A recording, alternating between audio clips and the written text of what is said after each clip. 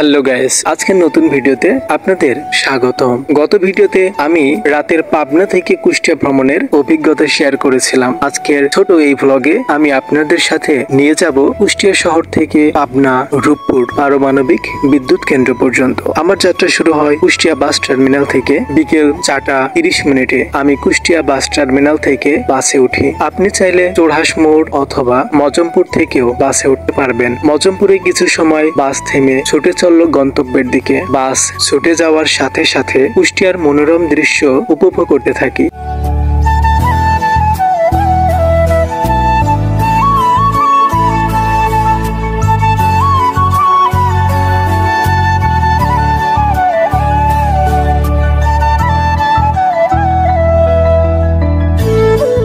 প্রায় 1 ঘন্টা পর আমরা লালন সেতুতে পৌঁছাই, যা কুষ্টিয়া ও পাবনা জেলাকে সংযুক্ত করেছে। লালন সেতুর পাশেই অবস্থিত ঐতিহাসিক হার্ডিং ব্রিজ। একসাথে লালন সেতু ও হার্ডিং ব্রিজ দেখে অভিভূত হলাম।